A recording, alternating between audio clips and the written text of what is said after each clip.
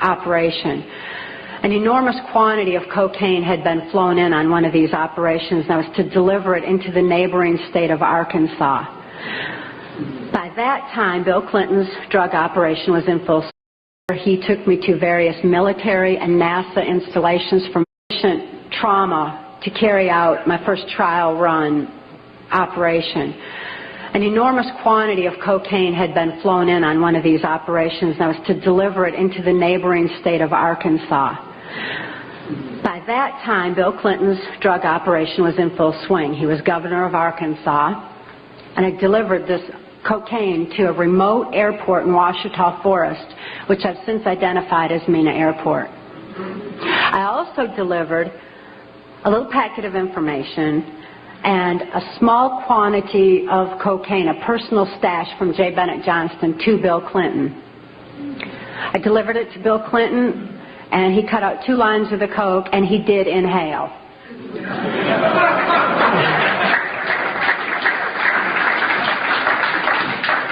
That certainly wasn't the only time I saw Bill Clinton using cocaine. My sexual experience with Bill Clinton was extremely limited, in spite of the fact that I was a sex slave. It was my experience that Bill Clinton is bisexual, leaning far more towards the homosexual end. All I've ever seen him involved in was the homosexual activity, with very limited experience with him myself. Whereas my experience was much more prevalent with Hillary Clinton, because Hillary is also bisexual, leaning more towards the homosexual end, and it was she who accessed my sex programming to fulfill her perversions. People have all kinds of belief systems, and I'm sure each and every one of you has various and different belief systems as well. Regardless of what your belief system is, it is imperative that you know that these criminals are people. They are within our realm to affect. They need to be held accountable for their actions and their crimes against humanity.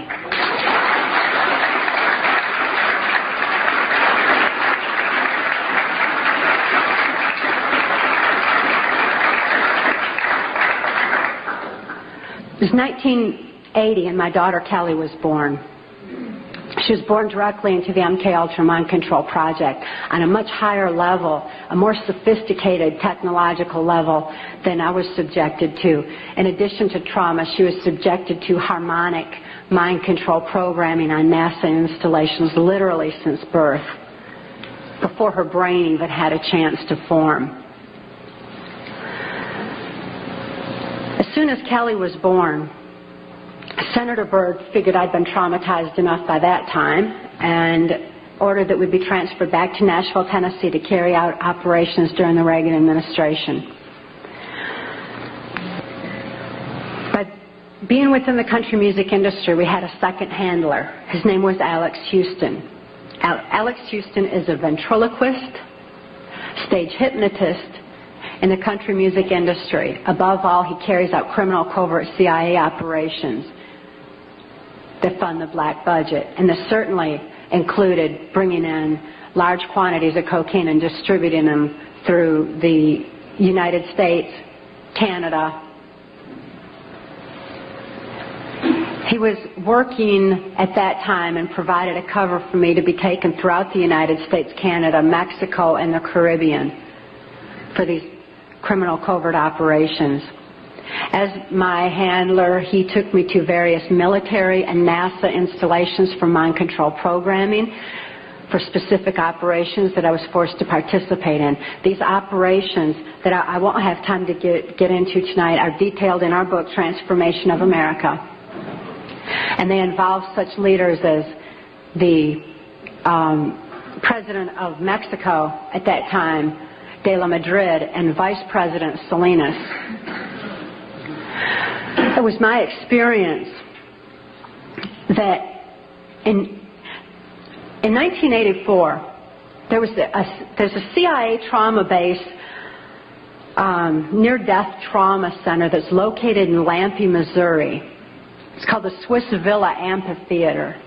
And they'd bring certain involved country music acts in to bring large quantities of cocaine or bring the cocaine out for distribution, because Lampe, Missouri is just across the Arkansas line and is very much a part of Bill Clinton's cocaine operation. And it was in full swing at that time. It's also interesting to note that this Lampe, Missouri operation is where the country music industry was more conveniently relocated, you know, right there in Branson, so that it would be closer to Clinton's cocaine operations.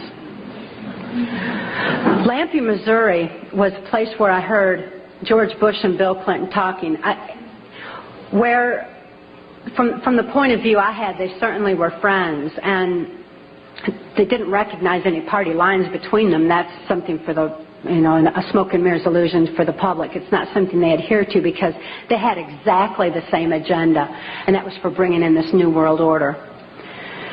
I heard George Bush talking at that time. He was talking to Bill Clinton, and I've since photographically recorded it and wrote it verbatim in our book, that when the American people became disillusioned with Republicans leading them into the New World Order, that Bill Clinton, as a Democrat, was going to be put into the office of president. This was decided in 1984. Actually, I'd heard about it even prior to that. But that, as of 1984, they were already discussing it as an absolute fact.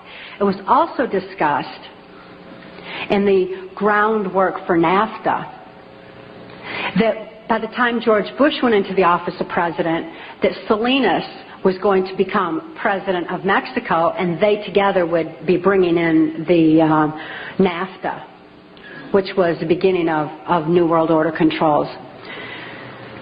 I was forced to participate in the criminal groundwork for NAFTA, the opening of the Juarez-Mexican border to the free trade of drugs, free trade of our nation's children. It's absolutely appalling, the criminal roots of NAFTA. Again, this is detailed in the book. But it's interesting to note that these political moves had already been decided way back when. And as I deprogrammed, and as I was, it was really something to me to find out people didn't know about this stuff. I mean, it was so obvious to me. I didn't realize that people were unaware and had bought into some kind of smoke and mirrors illusions of what was going on, and never thought to look behind the scenes to what was really going on. But I understand good people don't think that way. They don't have criminal minds. They don't think to look for that kind of criminal activity. Just like these guys are limited in their thinking by immorality, good people are kind of blinded from that kind of criminal activity until their eyes are open to truth. But this criminal activity that was going on at that time, the people that were involved were following directions from George Bush. I don't purport to know it all. I don't purport to know that George Bush is at the very top of all this, but he is as high up as I knew. It was my experience that Ronald Reagan answered to George Bush, not robotically, not under mind control, but willingly, because George Bush was respected for what he knew about bringing in the New World Order. Consider his past. George Bush first began with the United Nations. Then he went on to head our CIA. Then he ran our country through 3 administrations that I'm aware of: the Reagan administration, his administration, and the Clinton administration, because Reagan and Clinton both answered to him. Mexican President de la Madrid answered to him and knew that Salinas was to be coming into power, and Salinas had more influence in Mexico at that time than de la Madrid, that, as far as my experience was concerned. Also, Saudi Arabian King Fahd followed orders from George Bush, as did the Prime Minister of Canada, Brian Mulroney. In 1983, I heard Ronald Reagan and Brian Mulroney discussing the New World Order. Senator Byrd had acted in the capacity of a pimp and prostituted me to Reagan, and I was present at this White House cocktail party. Now, Ronald Reagan certainly provided a wonderful smoke and mirrors illusion for all of us. For those of you who don't want to believe that he's involved in this, he told you he's an actor. And he did a real good job of it for a long time. That was his role. That's what he was supposed to do. Nevertheless, I heard Ronald Reagan telling Brian Mulroney that he believed the only way to world peace was through mind control of the masses. I know from experience there's no peace of mind under mind control. And I wonder at a world peace where people don't have peace of mind. Mind control, the ramifications of mind control are far-reaching, because I also know that under mind control there's no free thought. Without free thought, there's no free will. Without God-given free will, there's no soul expression. What kind of a world peace can we have without any free will or any soul expression, without any spirituality? Mind control needs to be exposed in order that people maintain their freedom of thought, in order that people maintain their free will and have that spiritual expression, because of spirituality, when people have soul and spirituality, they're going to be acting in a capacity of love anyway. That is where world peace is, not in mind control.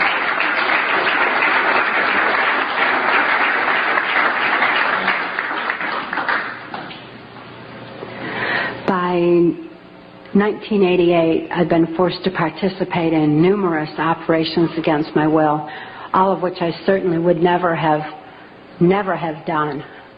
I guess if I had had any part of me that was willing to do anything like that, mind control would not have been necessary.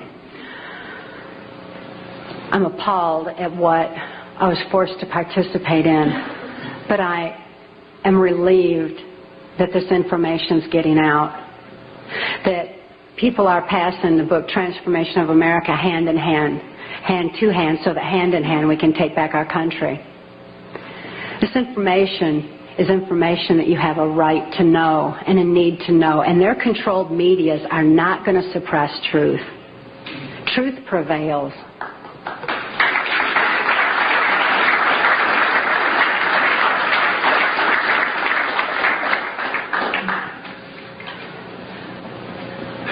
In 1988, Mark rescued my daughter Kelly and I. We couldn't think to escape. I couldn't think to save my daughter any more than I could think to save myself. And all those childhood hopes and dreams were certainly hadn't come to fruition. When Mark rescued Kelly and I, we didn't have any ability to even hope for good people. We didn't know they even existed. We didn't have a capacity to trust anyone. It wasn't within our realm of experience. I couldn't think to reason that Mark was a good guy. But I'd seen him with his animals. And even though I didn't have any ability to consciously reason, and Kelly didn't have any ability to consciously reason things out or to think things out, we had this extra sense developed. We sensed things very strongly. After all, when you consider that we use, 10% of our brain, we'd been like blasted into other parts of our brain, and these parts of our brain were real perceptive on what's considered, I suppose, psychic levels by some definition. When we had a sense for things, kind of like the animals did. And we noticed that the animals loved Mark. He had these raccoons that he'd rescued. He had 3 raccoons, and they all loved him, and they hugged him, and they wrapped their arms around his neck, and they patted on his face and kissed him. And, that was really a neat thing for us to see, because we had only seen our animals abused. We lived on a farm. We had lived on a farm, and we had dogs and cats and horses and cows and guineas and chickens and all kinds of animals, all of which Alex Houston tortured or killed to keep us in line to, if we didn't do this, this would happen to our pet. And we loved our animals. Please bear this in mind, that people who abuse children oftentimes abuse animals. If you see someone abusing an animal, keep your eyes open, look further, make sure those kids are safe. I've never seen an exception to this rule. Not that there's not one out there somewhere, but I've never seen an exception to it. So it was very telling to us that these animals loved Mark. Additionally, when he came in and rescued us, I mean, here we were under the gun of the CIA. Everything was very precarious, to say the least. I was 30 years old. I was supposed to be killed, as most mind-controlled slaves are at the age of 30. Besides, I was considered too old for sex by that time, so I was supposed to be wiped out. But Mark came in and rescued me from certain death and rescued my daughter from a fate much worse than death, and took the time to rescue our animals. He packed up all those cows and horses and guineas and chickens and loaded them up on these different trailers and everything and brought them to safety as well. This had a profound impact on Kelly and I. We certainly developed an ability to trust right there and then. Mark took us to the safety and serenity of Alaska. Since we were safe for the first time in our lives, experiencing love for the first time in our lives, memories of our past began flashing on our mind's screen. As these memories flashed, and I started to remember what had happened to me and to my daughter, particularly during the Reagan-Bush administration, I became enraged. I was enraged at what my daughter had been through, the tortures I'd endured, and what the plan was for humanity as a whole. I'd have been blinded by that rage, immobilized by that rage, if it weren't for Mark's wisdom in telling me that the best revenge is total recovery. Because through total recovery, by photographically recording all those events, I could expose these people for exactly what they are, for what their plans are, for what I witnessed behind the New World Order. Be able to get help for my daughter, who was in desperate need of help at that particular time. So I began writing out my memories. By writing out my memories, I used a different part of my brain than verbalizing. It bypasses emotion. Bypassing emotion was very necessary for logically making the incomprehensible comprehensible, for understanding and grasping what had happened to us and what could be done with that information. Kelly was not so fortunate. Because of the harmonic programming that she'd endured, remembering the traumas and deprogramming the program did not allow her access to all parts of her brain as it did me. She still needed some technological equipment to help her recover. She needed to actually have those neuron pathways vibrated back open with harmonic equipment. Therefore, she went into Humana Hospital in Anchorage, Alaska, in an intensive care unit. She suffered horribly at that time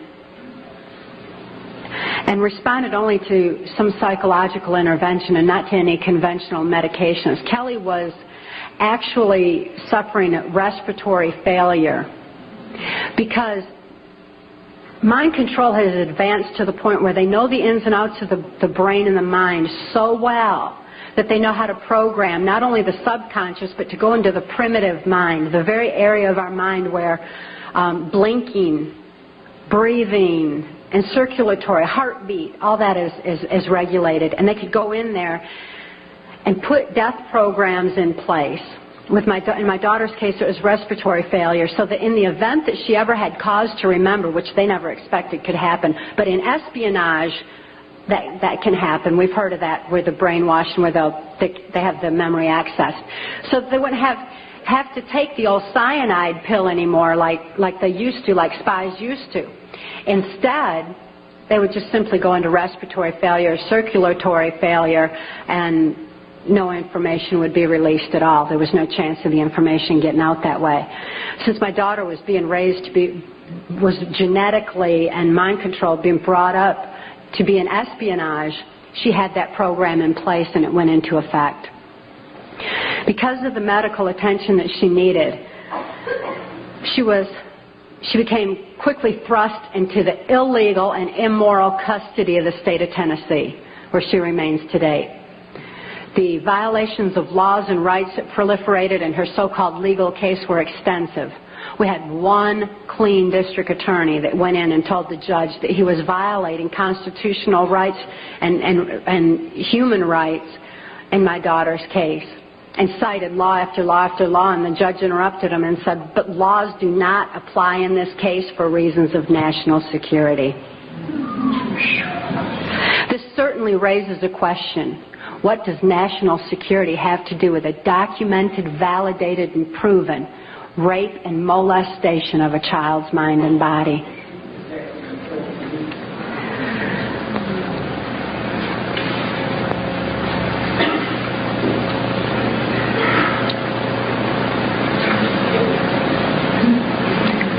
For Kelly's sake, and the sake of so many other mind control survivors out there, we need to lift this veil of national security. We need to repeal the 1947 National Security Act.